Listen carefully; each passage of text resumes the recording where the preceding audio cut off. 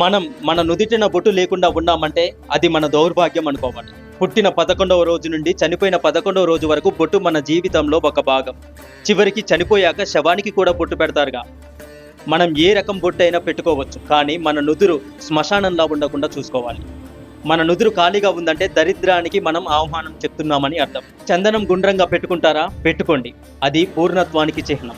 విభూతి పెట్టుకుంటారా? పెట్టుకోండి, అది ఐశ్వర్యానికి ప్రతీక. ఏ నాటికైనా ఈ శరీరం భస్మం కావాల్సిందేగా.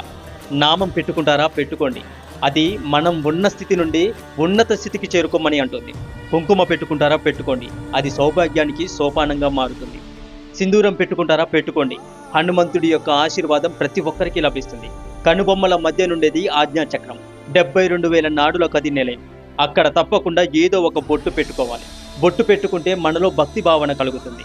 బొట్టు పెట్టుకున్న మన ముఖం చూసిన వారికి మన గురించి ఒక పవిత్రమైన భావన కలుగుతుంది.